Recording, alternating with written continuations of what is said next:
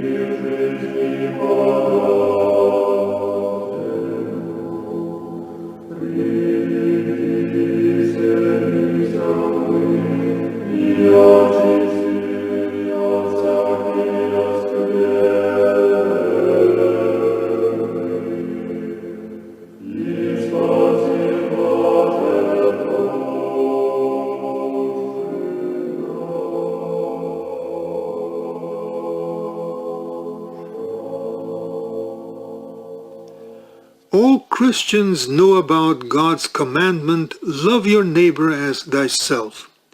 Every sincere Christian strives to adhere to this commandment, but how difficult it is in words and deeds to observe it. The story I'll tell you is about that. I did not make it up. It is a real story and a very instructive one. I think it will be useful for every Christian to hear it. Let's entitle it, Green is My Favorite Color.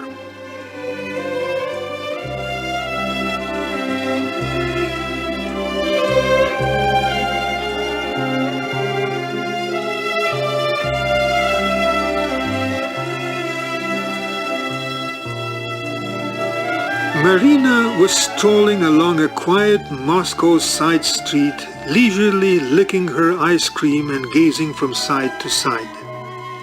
She was in that wonderful, cheerful mood which makes you love everyone and rejoice every minute of your life.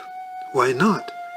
The girl's mother had sent her shopping for the first time, entrusting her to choose a jacket for herself for autumn. Not too expensive, not too flashy, and with a warm lining. She bought a not so expensive, dark cherry-colored jacket with a quilted checked lining as her mother had instructed her. She also fulfilled her other errands, ordered spectacles for her elder brother, coughing drops for her grandmother, and a physics textbook for her younger sister.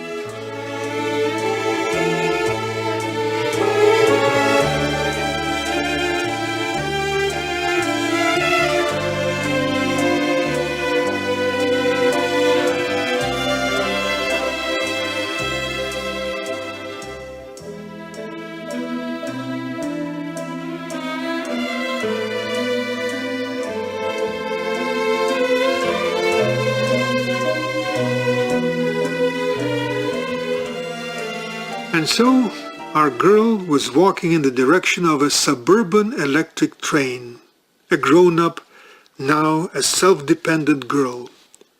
There was yet much time, no need to hurry. It's not often that she can come from a suburban settlement to Moscow with its lustrous shops, to this enticing world where people are well-dressed, where they even walk differently and talk in exalted tones, not like in her settlement.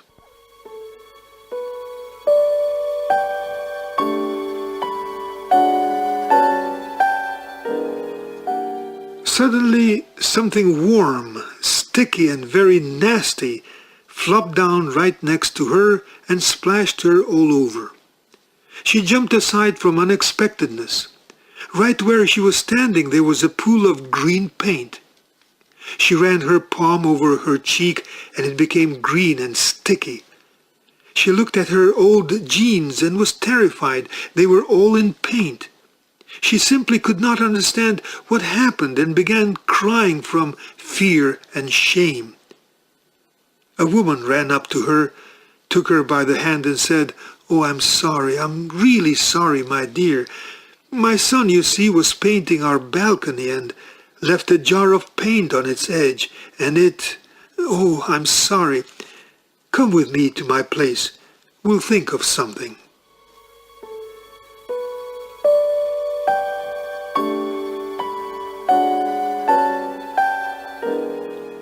Marina did not object. The woman showed her the bathroom, turned on the hot water, asked her to take off her dirtied clothes, and left. They got acquainted through the door. "What's your name?" "Marina." "And I'm Olga. You'll find the soap in the shelf to your right. Do you see it? And please don't worry. It's just a trifle of life. Things worse than that can happen." "But my electric train leaves soon." "Oh, don't worry. Arthur, my darling son, will drive you home.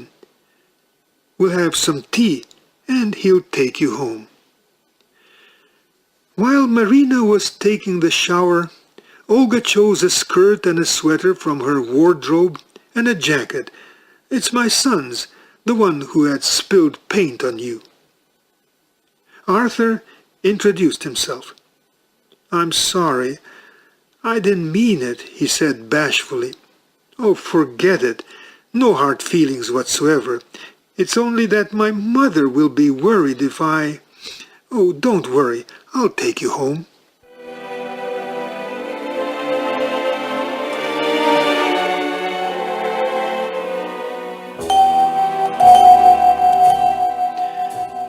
It was already getting dark. Arthur was driving with rapt attention, and Marina, pressing herself into the soft seat, sat looking down. She felt shy of Arthur and didn't know how to start a conversation. But to keep silent was more embarrassing. "Are you a student?" she forced herself to ask. "I'm a violinist. I study at the Moscow Conservatory. You see, I'm very busy practically every day and can help Mother only on weekends. And so I thought I'd paint the balcony for her." And they began to laugh.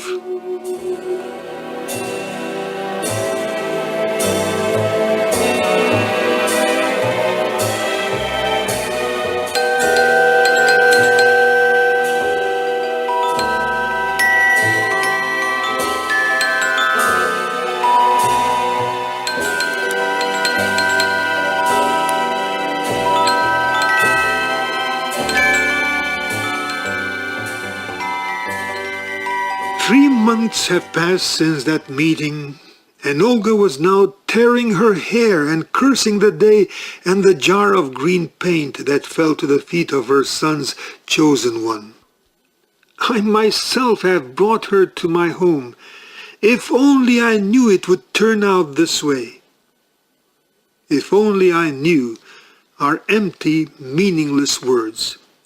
If we knew in advance what was in store for us, if the inscrutable roads of life were open to us, we could then have in mind what the ancient Russian popular wisdom says, "If I knew where I'd fall, I'd have spread some straw on that place."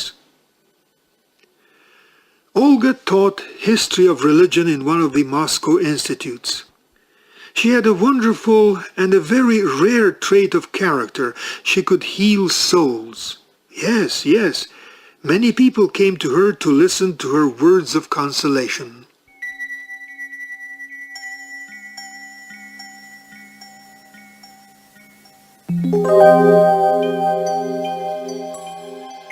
She always called her son my darling. She had dedicated all her life to his upbringing, and as a reward, Arthur studied well, was healthy and obedient. Everything was going well, until that girl entered into the life of her darling, and naturally into her life too. A provincial, bashful, plain girl from a large family of modest means. Her darling did not even ask his mother's advice. He simply informed her firmly, "I'm getting married. Marina is my life, my destiny, and the green is now my favorite color. A jar of green paint. Unbelievable. Olga's heart began to ache. She was deeply offended. She refused to even hear those words. She did not lose time during those 3 months and did everything to drive off the love that unexpectedly had poured down on her darling. At first she acquainted him with her student Julia, a bright blonde with hair flowing to her shoulders and from a well-to-do family. It did not work. I want no more of Julia's. It's my life, and I will not stand any interference, he told his mother. Olga made a second attempt. She bought him a voucher to Cyprus. Let him have a good rest and he'll forget his Marina. Well, Arthur went to Cyprus, had a good rest, and as soon as he returned home he asked his mother, "Has Marina phoned? She knows I'm returning today," and ended by announcing, "Whether you like it or not, I'm getting married. Marina is my life, my destiny."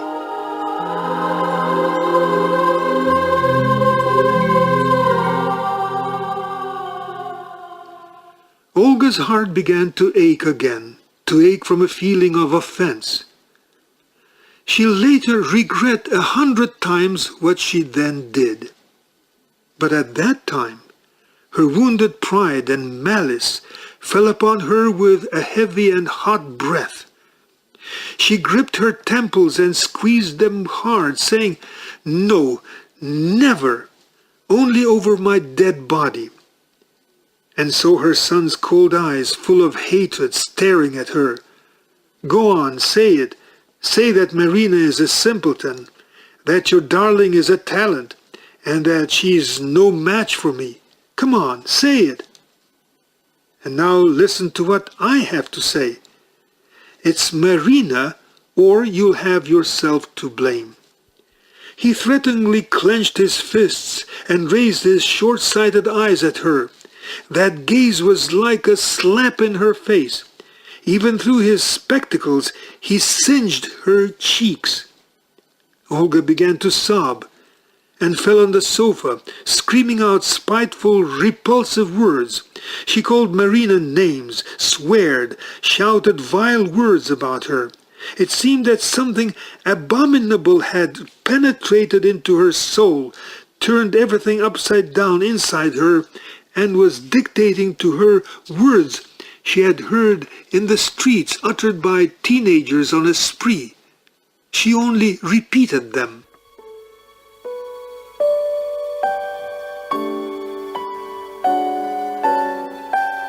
Arthur walked out. The next day Marina's mother phoned to let Olga know that her son was at her place and asked her not to worry about him. Of course, where else could he be? Olga was mad from indignation. How did her darling dare do that and leave her alone in such a dire state? How did he dare to not reckon with his mother, did not pity her?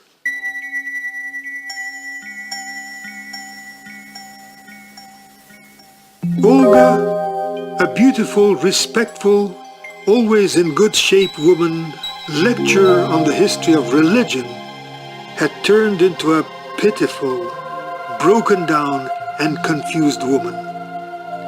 She refused to give up. She refused to share her son's happiness. She refused to understand that in this world of hypocrisy and lies, a ray of pure love had dawned on her son.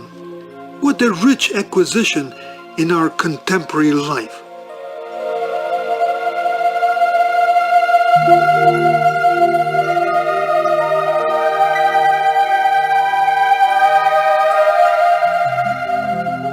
But life is life, it goes on. Someone rang the doorbell very softly. Olga rushed to open the door. It was Marina, with a worried look on her pale face, and not what she had expected, her darling son Arthur.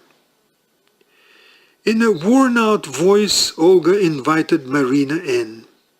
Marina took off her shoes, entered the room, and sat on the edge of an armchair, placing her hands on her knees. "Arthur told me everything," she began. "Please forgive him and me for bringing you so much misfortune. I have something very important to tell you, but please don't tell Arthur. He doesn't know I'm here. Since you're against our marriage, I have decided I will not marry him. You cannot build your happiness on the misfortune of others. My mother told me that. I'll try to forget Arthur." Marina was gulping down her tears, her voice trembling. And Olga? At heart she felt some foreboding of hope. Yes, Marina, you are no match for Arthur. Today you think you are in love, but with time you yourself will regret it. He's a musician. A big future awaits him. And you're a very nice girl. And I'm a dressmaker, Marina continued in a hushed voice. She covered her face with the palms of her hands and began to cry. Then she pulled herself together. "Arthur doesn't want to return home. He says he cannot forgive you. Write him a letter. Here's the address. He's taking it hard. He's very upset." "Of course I'll write him." Olga was happy.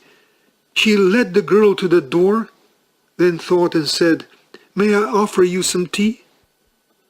Marina thanked her and left.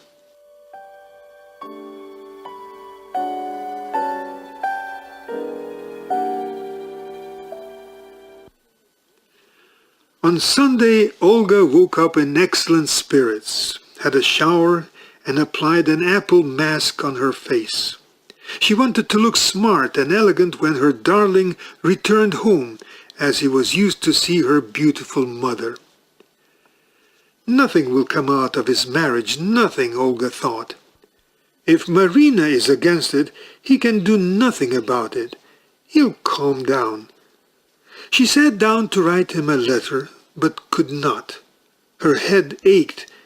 She could not concentrate her thoughts and put off writing it. In her sleep she had a dream. It was her birthday, guests, a merry atmosphere. Her darling was among the guests. Mom, I brought you a present," and handed her a large, very delicate, green-colored shawl.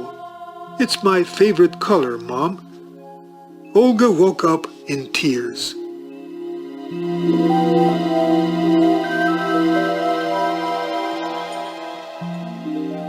It was still late into the night. She got up, went to Arthur's room, took out his album and sat on his bed. A small photo of Marina slipped out of the album. "To my beloved Arthur, I will always love you." Olga's heart flinched. Even right then, during those very minutes, Marina had again burst into her forsaken home and ruthlessly pulled down the house of cards that gave her some hope that Arthur would return to her.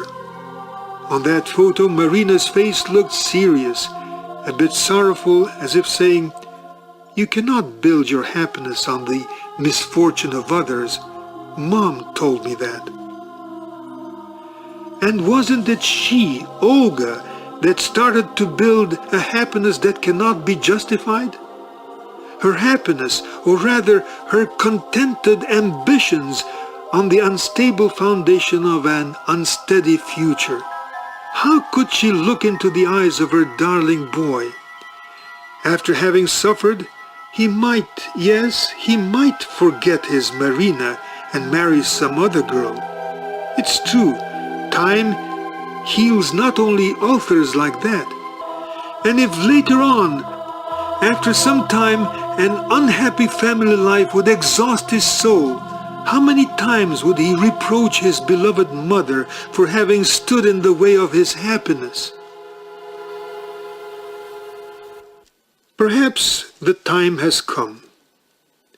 She was afraid of it. It was only because she was drawing profiles she had longed for. Her darling son Arthur, a famous musician, talented, and next to him a beautiful, prosperous, well-educated wife. And I am just a dressmaker, Olga heard Marina's sorrowful voice. Olga was terrified from her own shame. She remembered everything she had said to Marina in order to justify herself. Yes, you are no match for him. Oh, what a fool I was! What a fool! What am I doing? What am I doing? She looked for a clean sheet of paper, but could not find one. So she wrote the letter to her darling Arthur and Marina on the cover of a tattered music sheet. She began with the words, "My dear children." She must hurry. Oh, she must hurry. She confessed to them that everything that was in her was a delusion, and she in her enlightenment felt terrified of her ruinous ravings of her heart. And she, Olga, asked them to forgive her. I bless you, I bless you, I bless you both. She repeated those words 3 times and sealed the envelope. Then she wrote the address. Oh God, it will take quite some time to reach them. 3 days, not less. For 3 whole days they will not know about her. I bless you both.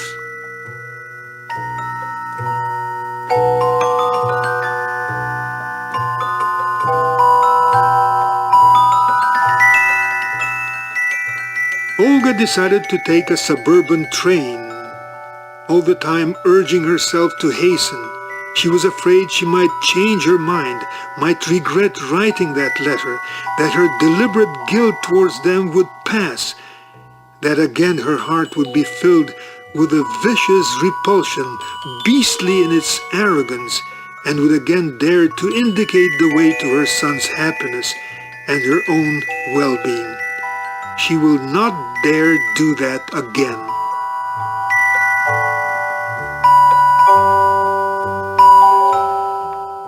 She found the quiet side street, the small well-built wooden house with a green front garden, threw the letter into a post box fixed to the wicket gate, and ran back.